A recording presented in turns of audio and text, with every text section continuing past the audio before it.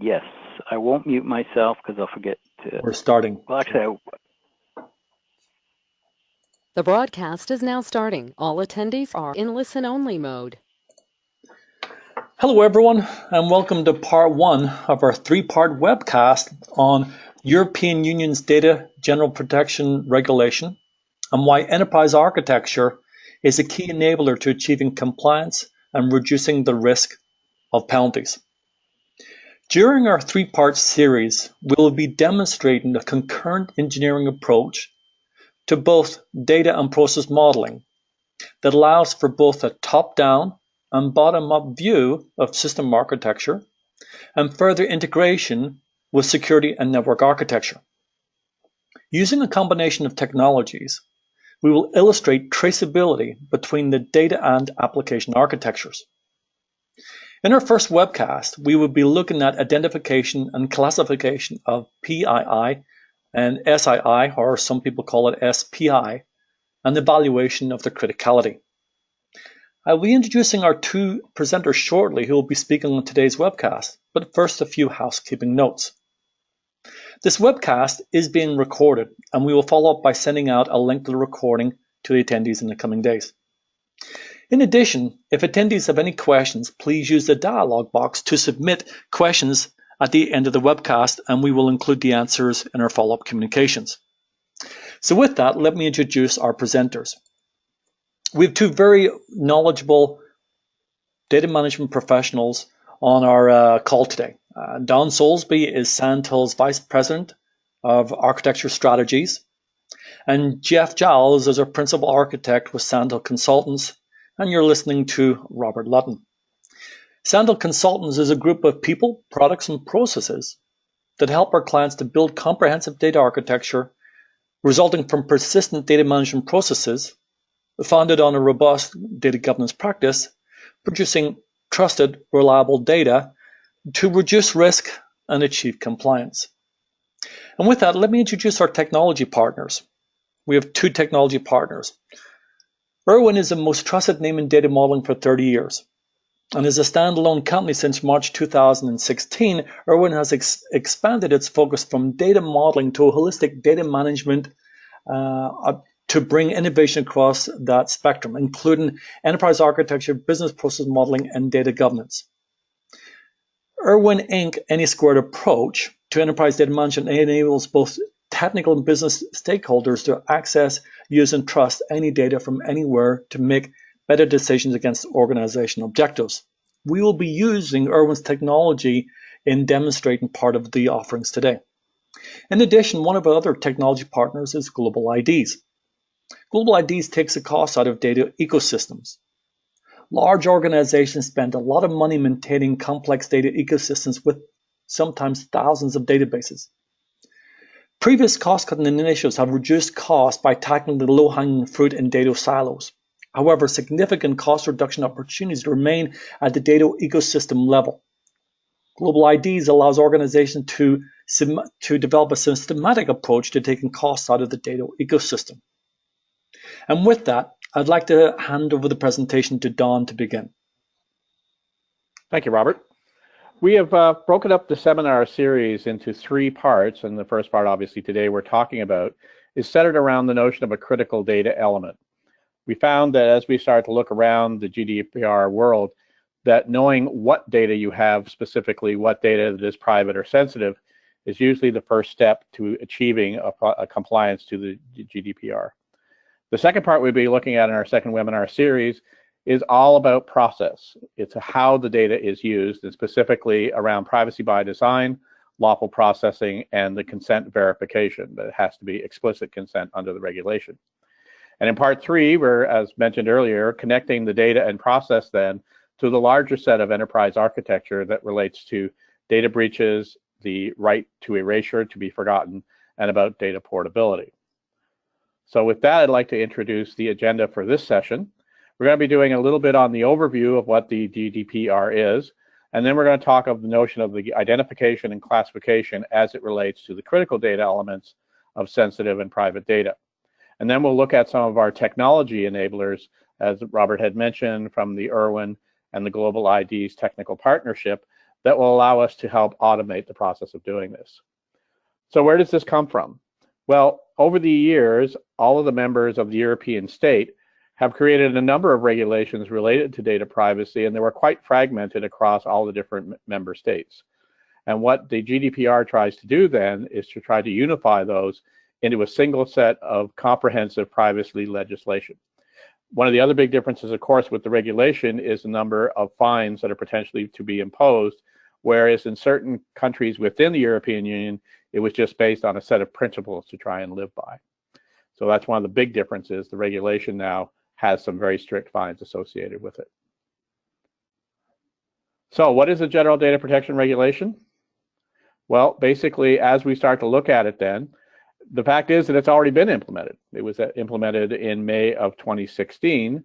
And what we're looking to now in terms of where we go from this point forward is the enforcement, which again was given 2 years for organizations to try and get ready for the GDPR.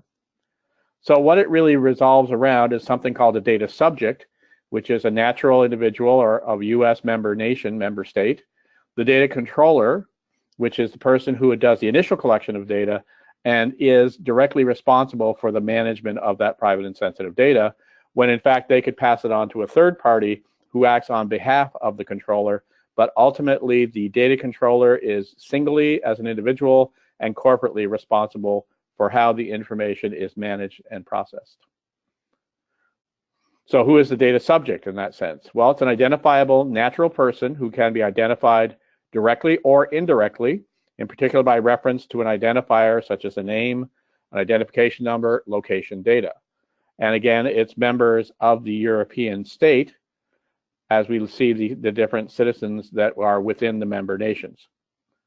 Moving on then to say the next 2 levels of what they are is the data subject then interacts with the data controller, who is the entity that determines the purposes, conditions, and means of processing the personal data.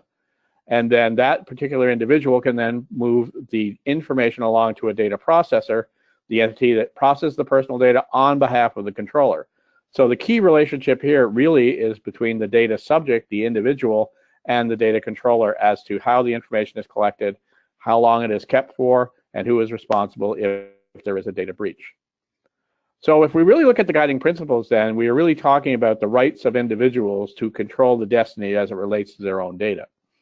The other part of it too, again, is talking about data privacy by design and default, in that it's not so much about data protection anymore, it's about data security from an individual's perspective. And again, the biggest thing there is the notion of lawful processing. So when I enter into an agreement of providing my personal data to a data controller, everything that is done with that data has to be within a well-known and explicitly consented piece of information. So the personal data breach reporting also is more than just hacking is concerned a data breach, but in the sense that at any time that data has been involved in a situation of passage from a data controller to a data processor that is not within explicit agreement of the lawful processing as specified by an individual, that is considered a data breach as well. So we're really talking about data ownership and control that goes from personal data that are in some system somewhere to the rights of the individual to now control the ownership and the access to that information. So if you think about it in some respects, then we're going from a situation of data protection, which is how we look at most data breaches today, to actual data privacy. So if you want to look at it then at the individual now is the copyright holder of their own information. Again, what is personal data? Well, any information that relates to an identified or identifiable natural person, the data subject. And it can be more than just the actual data structures. If you find you can do some sort of algorithmic view that ends up being able to identify a single person, that is also covered by the Act. So identifiable persons can be identified directly or indirectly, and by reference to an identifier, and of course the logical ones we see there, identification, location.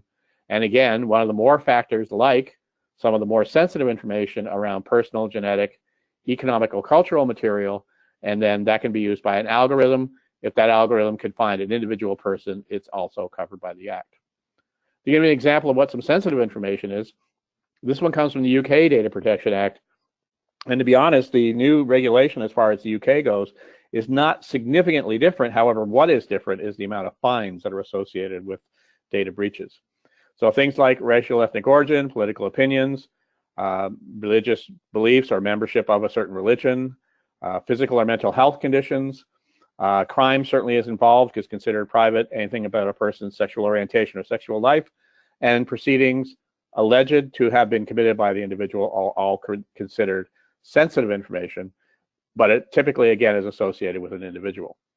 So what is a GDPR coverage then? Well, if we look at from our perspective over in North America, as we start to look at that, really it is any individual of a member state of the European Union, and it's any collection of information that relates to that individual as it is collected in the European Union or potentially as is collected outside of the Union.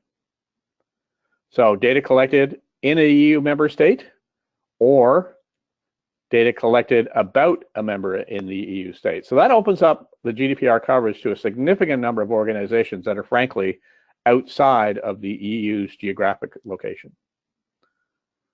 So here's the issue. As we start to deal with this from an American or North American perspective, we really are talking about, Scylla and Charybdis, the great monsters. We're talking about the rock and the hard place as we start to deal with this information as it relates to GDPR. What is the rock? Well, the rock, frankly, is the notion now that you don't have a filing problem, which is, again, what we've worried about for many years building systems. We actually have a finding problem now. So it's finding and locating all of this private, personally identifiable and sensitive information in all of the systems you have, and frankly, all of the systems that you have given this information to in your value chain associated with the work that you do. So here it is. Where is your private and sensitive data in your entire data ecosystem? And in point of fact, further exacerbated now by the analytics that are in the data lake, and certainly, obviously, information that's in the cloud. So this is the challenge that you now have to go against. And again, as I mentioned earlier, it's not about data protection so much now as it's about data privacy. So secure data does not necessarily mean that it is private. And the example I use there is a gated community. The information that's in the houses there is protected by the fact that you have this perimeter barrier.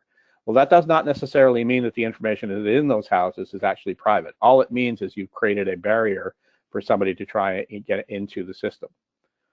The flip side of this, of course, is now the hard place. So yes, actually you do have a filing problem and more than a finding problem, because as we talk about lawful processing and as we talk about privacy by design, we now realize that we do have the two areas to concern ourselves about, which is the data itself, but also how it is processed, and to make sure that all of that happens within the legal bounds that we have given explicit information to.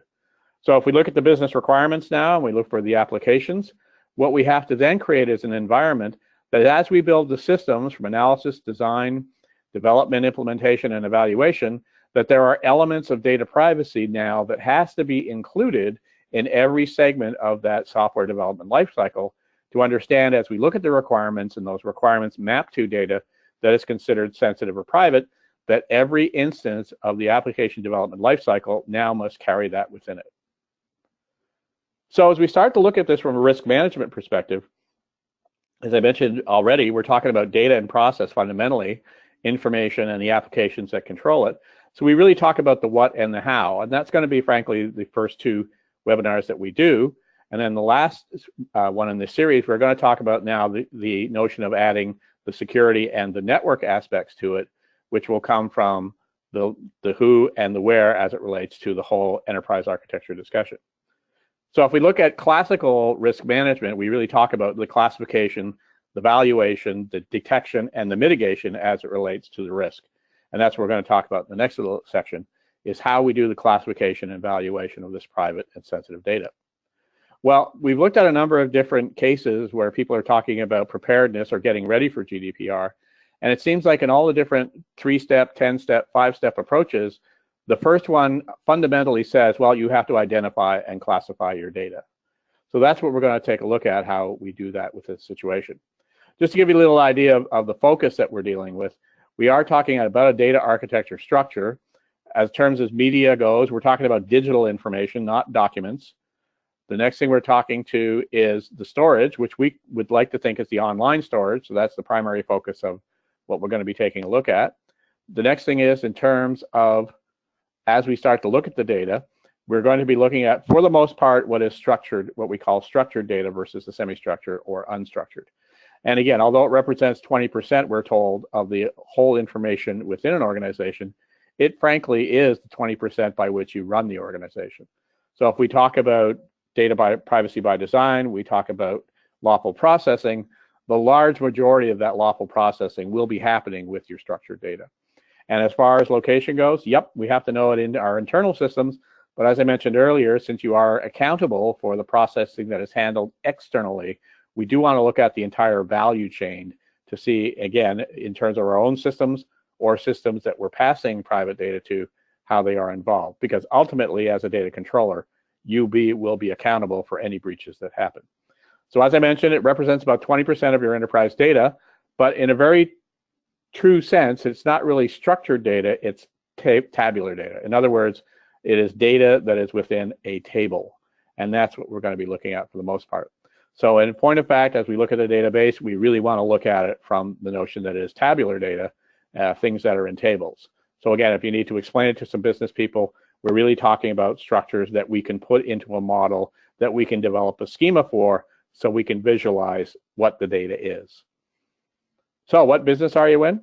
Well, Peter Aiken, when we were doing a conference down at MIT quite recently, said, well, frankly, until you hammer a nail into a piece of wood, you are in the data business, because everything up to the point where an activity takes place in an organization, we're talking about a process, we're talking about inputs and outputs to that process, but fundamentally, we are in the data business.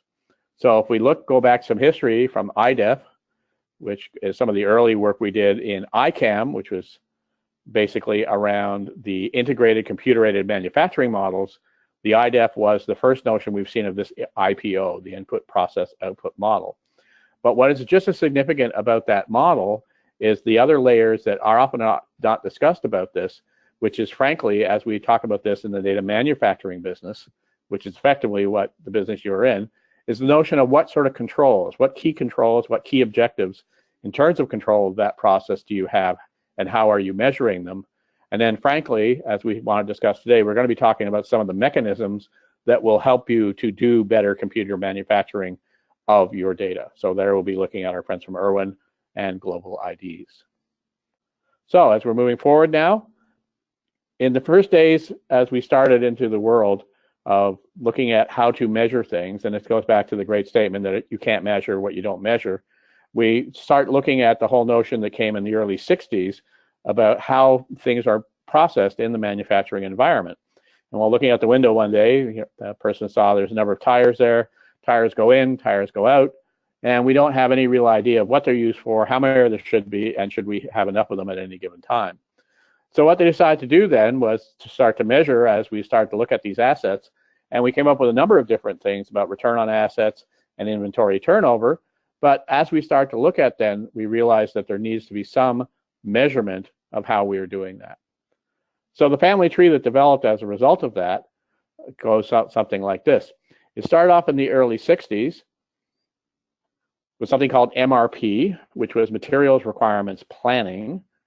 Then as that grew forward more, it was more involved, more directly related to other things, and it became MRPII, MRP2 in a sense.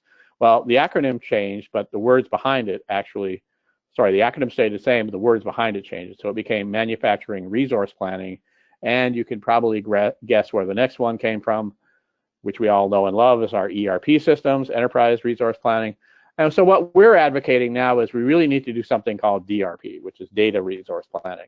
So it's that same sort of notion that you start off with materials requirements, you move into manufacturing planning, you move into enterprise planning, and we should do the exact same thing for the data world. So if we start to look at it again, MRP1, materials requirements, MRP2, manufacturing resource, and then it became ERP, enterprise resource planning. So we're advocating something called DRP, data resource planning. And that's what we feel is what's going to be necessary to do things as it relates to the privacy and GDPR. So as we go forward now, the first step we want to do is really take DRP from the notion that it is a metadata perspective. So the databases are the physical aspects that we're looking at, but what becomes critical then is to understand what the metadata is. And we look at the metadata again, going back to the tabular example of being about the structure of the data, which is the columns, about the rows, which is frankly the life cycle, could be different in a line of business, it's process related, or it could be about the cells, which is content. So that's the metadata perspective we want to take a look at as it relates to DRP, is these three basic elements of the tabular data.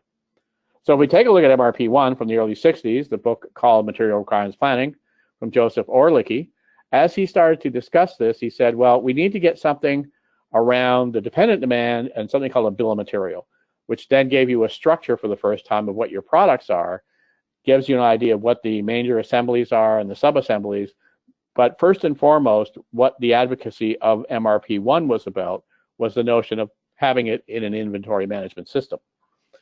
So really the first step of GDPR then is actually developing the notion of having this data inventory. And again, much like a warehouse, there's things that are in the data warehouse, not necessarily the business intelligence data warehouse, but the warehouse in which you keep your data from that perspective. The other thing, of course, we understand that things have a tendency of moving about, so they're not just a static structure we're looking for, but something that we can trace our data across wherever it moves. And then again, taking a systematic approach to doing that is effectively what we need as our first step. So as we go forward then, really what we're talking about is having this landscape of data, and the important part for us to understand then is where is our private and sensitive data in that landscape. And it's critical to understand the entire landscape, including ones that we collect and disperse and ones that are consumed by other people. So really when we talk about private data then, step one is all about the inventory, all about identification and classification. So what is a critical data element is effectively how we've described what these elements are, but they have certain attributes that are subtly different that could give you an indication of the level or the depth to which you have to control them. Confidentiality-wise, while we have sensitive, confidential, for internal use only, or publicly available data. On the reliability side, we have to understand whether it's trusted, verifiable, or frankly, untrusted data. This gets into the whole notion of trust and traceability from a reliability perspective, that if you want trusted data, you have to provide the facility to trace it back to its original source. For an accessibility perspective, we have secure, modern, and unsecure, which effectively become the intranet, the extranet, which is our partnering. We want to monitor our partners again, because as a data processor, we are still accountable if we are the data controller. And purely on a privacy level, we have the personal identifiable, personal financial information, and the non-personal information. So that's kind of the range of information that you can then add to the data inventory to give you an understanding of your criticality. But we also know that you have hundreds of thousands of these elements out there. And frankly, much like the child's book, how do you find Waldo? In this case, how do I find my personally identifiable information? So we have a couple of thoughts on that. As it starts out, if we look at this, if I were to look at a data model as an example of this information that relates to basically something I do virtually every week, getting on an airplane. So if I take a look at that and I have this boarding pass sitting there, I can pretty much understand that, I'm going to be looking at something in that boarding pass that relates to a customer. But as we start to dig into it a little deeper, you'll find that by the definitions of private and sensitive information, there's a lot more areas that are going to start to pop up that we have to concern ourselves about.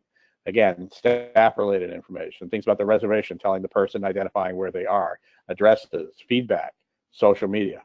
All of these things are going to be considered as part of the regulation. So clearly, achieving compliance then, what we need to look at is some technologies to help us do this management, collection, and identification evaluation. So how do we start? Well, at Sandhill, we believe in the notion that a critical data element really has to be achieved through something we call concurrent engineering. You have this business glossary, you have a taxonomy, you have a set of business terms, and down at the very bottom, you have a series of databases where all the information is collected. So what we're proposing then is to start looking at a concurrent engineering approach that allows you to take the information from a database, and in point of fact, if you have a data breach, if you start to look at the information, we can forensically take a look at the information that was in the database, look at the data breach, and from there, we can derive a physical model to a logical data model. So we can actually come up and try to now have an understanding of what the breach was and what data was affected, and frankly, what other data was around it.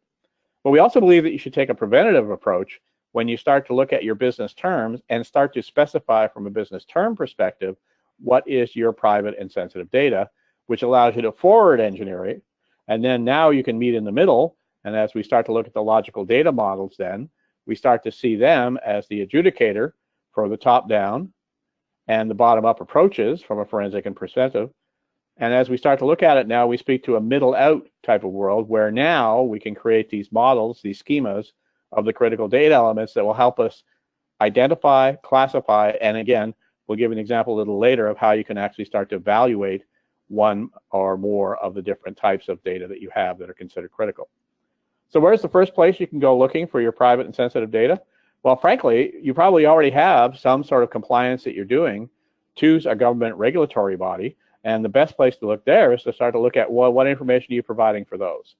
To start looking at the regulatory compliance you do today and start looking at the reports that you create and disseminate to the regulatory agencies, you can start to now see what the agencies now consider to be private.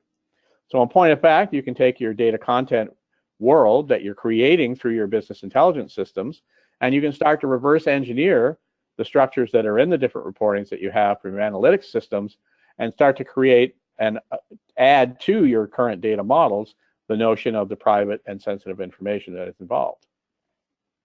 And certainly, as we start to deal with big data content mining, by using something like MapReduce, we can take what are effectively unrelated pieces of information, and by using the techniques within the data mining of the big data content, we can point of fact now start to create a series of schemas that are the result of the creation of the big data and create a schema out the back.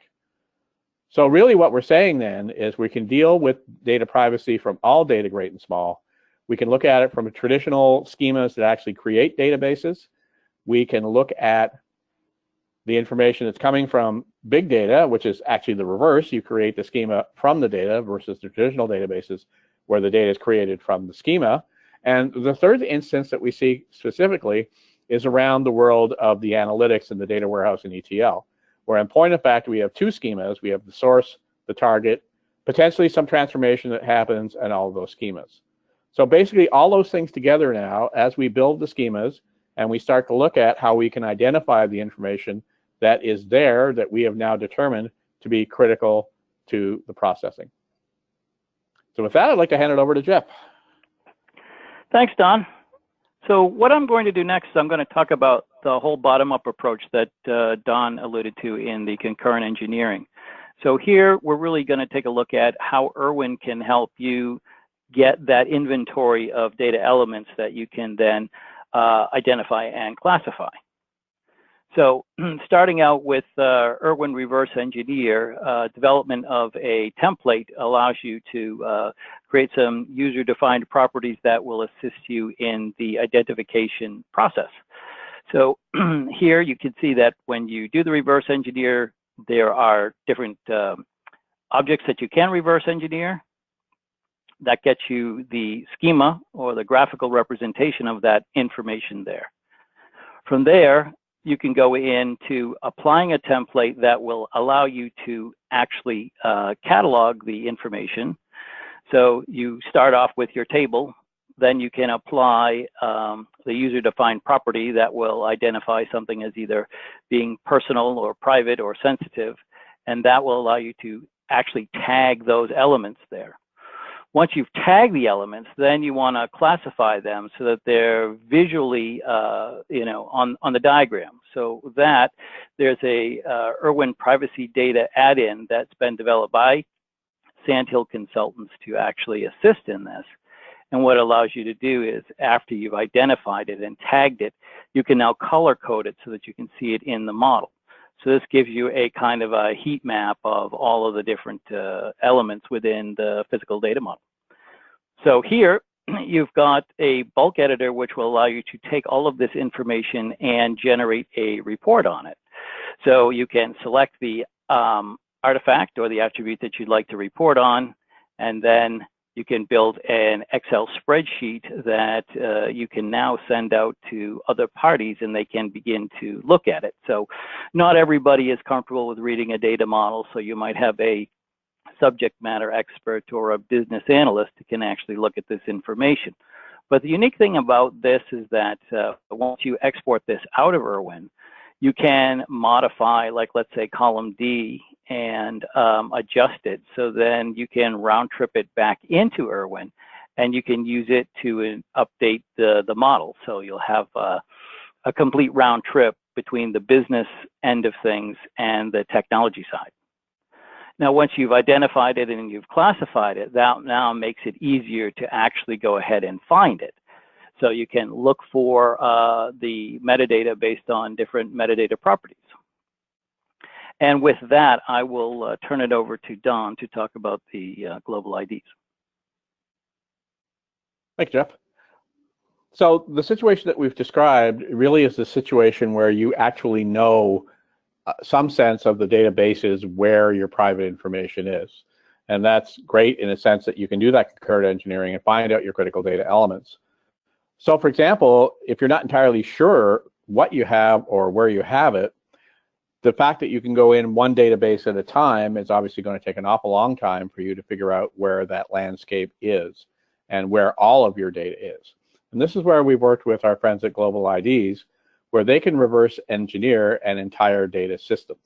So this is an example of a report that they can produce that starts to look at all the different data elements that are in all of the different databases that you have, and through techniques that they have patented through the discovery process and profiling, they can start to see where certain things, although they may be called different things, that from a metadata perspective, they actually kind of look like they're the same. And then you can create this reporting system that goes up to a data subject, as an example, to say, well, where is my data? What does it look like? You can use the discovery process from the data ecosystem to drive where that data is in all the different systems. And you can probably understand that it's probably called something different in the different systems that you've created. Or in point of fact, it may have actually come from an ERP system, as an example, that you don't get to say what the data structure, you don't get to say what the data structure is, or frankly, what the naming is. So here's an example of a report that would come out of that ecosystem, just to give you a little flavor of the kind of information that would be provided, is you can look at what are the patterns. So it will go through and look at profiling the entire data ecosystem and says, yeah, we have these things that kind of look like dates because they have these structures. And the second thing you can do as well, as you start to look at it, you can say, well, they also have some synonyms, because we know from our taxonomy or our business glossary that sometimes birthday is called date of birth and sometimes it's called order date. So you can get the synonyms as well coming from your glossary that will help you do some of this categorization and classification. And then frankly, the last element we could look at is the related terms. So we see that often where we see a first name, a last name, and an address, there's very likely going to be a birth date there as well. So down at the bottom here in the gray, you can see all the different instances and the examples of the information that is created from that report. So based on running that overview of the data system, then you can start to build these maps that show you the semantic flows of information that on the left-hand side, as we see coming from the customer management system, to the right-hand side on the product management, where we have those differences of synonyms and homonyms, and you could start to create this linkage and lineage to say, when I mean this or when I say this, this is the actual structures that are in the physical databases. And this is, again, also important to understand that if you own commercially available software, such as an ERP system, that having those schemas to understand what the linkages is will become critical, because again, you typically don't get to control the names of structures that are in the databases. So from that perspective then, as we start to look at the data controller, who once again is singly and corporately accountable for all the information that is within the systems, we start to obviously need to do some reporting for them. So within the data profiling, data discovery, we want to look at some of the impact analysis and certainly some of the related costs of the information that is there, particularly when we have identified it from the schema as being sensitive or private information. And equally as important then obviously is the data stewardship, who, as we start to look at the qualification of the data, it is critical for them to understand that although we've identified and classified the information, the fact is that the data quality around that information is probably not as strong as it could be or needs to be completely compliant to the regulations. So how do we look at that from a perspective from Sandhill Consultants? Well, we are big supporters of the data maturity model from the CMMI Institute. And as we start to look at that, we look at the constituent structures that makes for a strong, mature data management process. And within that, we have the data management strategy, data governance, data quality, the platform and architecture, and the data operations. So this is the fundamental framework from which we work about the maturity and capability of your data management process. And again, as it relates to the compliance and the risk management associated with the GDPR situation. So the two critical elements that we're looking there as we look at the DMM relate to, as we discussed earlier, in the three major components of a tabular data that relate to the form and the substance, in point of fact relating to the structural elements and the content. So when you put those two things together in terms of data governance and data quality, we start to look at the form and substance of data. And by the way, in the accounting world, in the auditing world, substance always trumps form. In other words, what an auditor finds as the actual data is irrespective of what legally you've said the information is there. So it's very critical to understand that the content of the data, frankly, is just as important as the metadata or the structural aspect. So we feel that when you join the notion of form and substance together, we call it metadata intelligence as opposed to purely just metadata collection. So as we look at it, again, from the Erwin data modeler perspective, we are talking really about the structure of the data within data governance, effectively what we call the structure modeling. And again, in terms of the DMM perspective, within data governance, it is the best practices related to practice and senior oversight of the effectiveness of data management. So there we talk about the governance management aspects, things around stewardship and who is accountable and responsible for different pieces of data. And as I mentioned earlier, it's also critical to understand that this comes from a set of business terms. So again, the holy grail that we keep looking for in terms of metadata is how we connect that term that's in a taxonomy or a glossary to the physical structures that are in databases. So this is where, again, the combination of understanding your business glossary, how to manage that from a capability perspective, and the metadata management put together will give you the whole notion of data governance, particularly as it relates to the regulations. Just as important, however, as I mentioned before, is that the substance trumps form, the understanding of the content, the qualifying of the information that is in the database is just as critical. So now we look at the best practice for defining, implementing, the assessing, cleansing of defects to ensure the fit for use of the data as it relates to private and sensitive information. So in that respect then, as we look at the different processes involved there, this is where we look to the technological partnership with global IDs in terms of data profiling, the quality strategies, certainly the assessment of the actual content as compared to the metadata, and certainly a level of data cleansing or data quality we have to add to the processes to make sure the data is good. So the combination then of the two together means that you have a defined structure by which you judge as to whether the things are there. Well, obviously it's hard to know where you're going if you don't know where you're at. This is where Sandhill Consultants, we look at doing a DMM assessment. And if anybody's ever worked with the CMMI, it was always about the number, the scale of 1 to 5. The subtle difference between the DMM assessments and the traditional CMMI is it's not about the one number. It's about working with our clients to help them understand where they are currently and trying to get them to the level 3. And level 3 to us is really the critical aspect of trying to achieve this enterprise scale, structural, content, and life cycle of your data to give you that full sense of data governance. So when we look at assessments, we start to look at them from a perspective of the 26 different numbers. And that's via the enterprise data management expert who actually runs the assessment.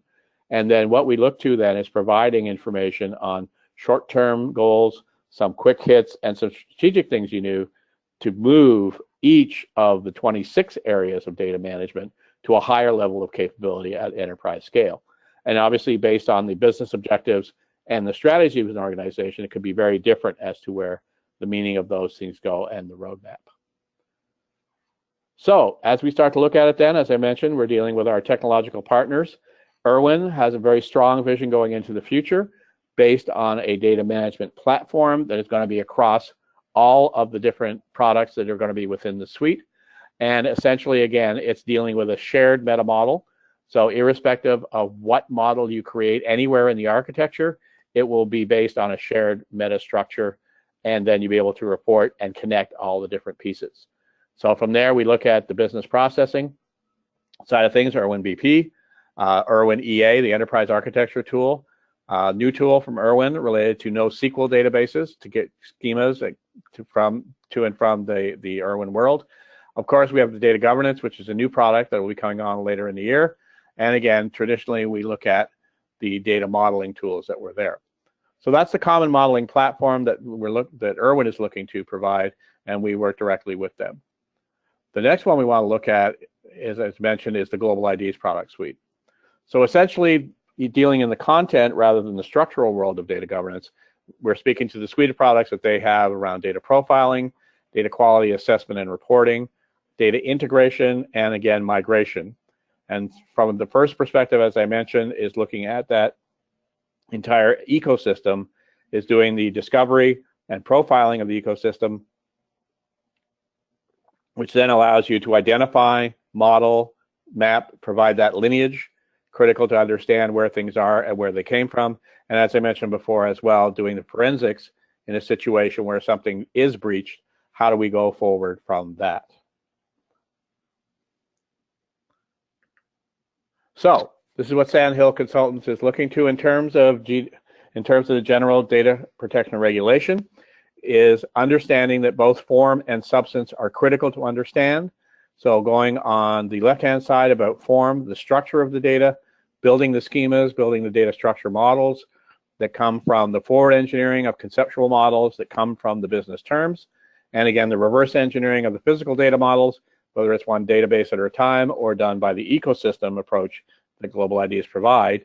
We can then do the concurrent engineering that will give us the data structure model, which would go into a metadata inventory, that data inventory. And then we would look at the substance side, which is related to the quality or qualification of the data, because now we know what the structure should be. We can use the Global IDs technology then to help us understand whether or not the content is qualified against that structure.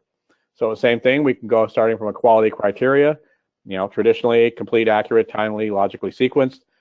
In the DMM model, there are 8 different factors, and we've seen as high as 11 or 12 different criteria that you can then judge to see whether your data qualifies against the structure. So that's really the development of the data content model.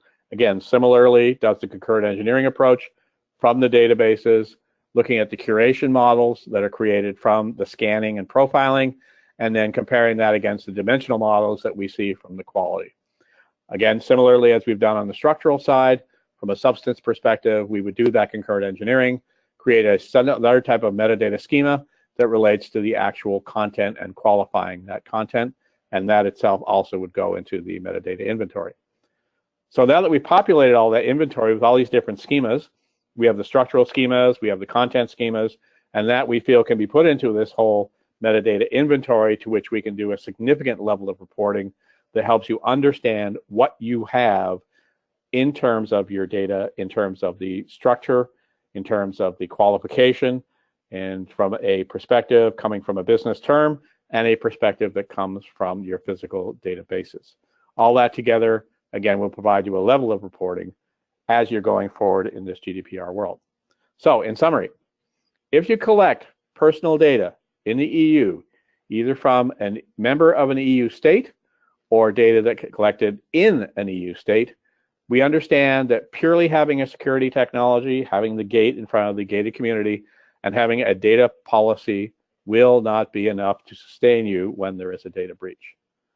So at the end of this structure, what we're saying is, step 1, you need to have this capability to identify, classify, evaluate the private data that you have, whether it is personally identifiable, sensitive personal information, and frankly, personal financial information is one of the critical aspects. So that is what we're saying that we're going forward. In the first webinar we're talking to is the notion of the metadata intelligence that allows you to look at what data you have, how have you qualify it, where are your critical data elements, in which databases, and then your terminology coming from the business as to what they perceive is the important information. Sadly, we've kind of seen this before. If you remember back to the Y2K days, we had a huge missed opportunity to build this data inventory. What happened in a lot of cases was remediation was done. In point of fact, they had to do something very similar that we're doing now, is to try and find where their information is. The lucky thing for Y2K is they just had to find dates. And in point of fact, they only had to find dates that had a 2-element structure as opposed to a 4-element structure. Well, unfortunately, that boat sailed, and the remediation that was done, we never got that inventory out of what we were doing, because frankly, people said, well, this will never happen again. Well, guess what? There's a new boat in town, and it's called GDPR. So it's unfortunate we missed the opportunity when Y2K was happening to build this inventory. And having been around for those years, I sort of shake my fist and go, gosh, we had this great opportunity to collect all this metadata to build this inventory. We've been here before, so we should learn the lessons of Y2K and try to build the data inventory. So that's basically the end of the first part, where we talked about identification, classification, and building this data inventory. As we move into the next part, we're going to be talking about impact analysis, connecting the data inventory that we've collected, effectively moving into what in the manufacturing world they went to MRP2, that went from materials requirements to manufacturing resource. Manufacturing resource, again, related more to timetables, structures, and the process side of the house, and that's what we'll be talking about in part 2. I'd like to pass this pass to Robert now. Thanks, Don, and Jeff, thank you indeed for your insights. Hopefully, by the amount of press coverage that GDPR is receiving, organizations are beginning to understand that there's a lot of ground to cover. To reiterate, the first step is knowing what you don't know. And we can do this via defining an ecosystem, or as Don had suggested, a landscape. Once you have the ecosystem defined, which is what data does our company and partners collect and process, then you need to know what types of data pertain to the regulation, II, PII, or SPI, or SII. As Don mentioned in our second webcast, we will expand our perspective to include data and process related to privacy by design and explicit consent. However, I'd like to, actually, Jeff, I think we missed one. Just a slide. Can we go back one slide? There we go. Yeah, a little word from our sponsors. Hopefully, organizations will understand that GDPR is not a simple fix. Sandhill believes that it all starts with a comprehensive assessment of the potential impact and the realization that data is your business, and that data could be compromised by non-compliance.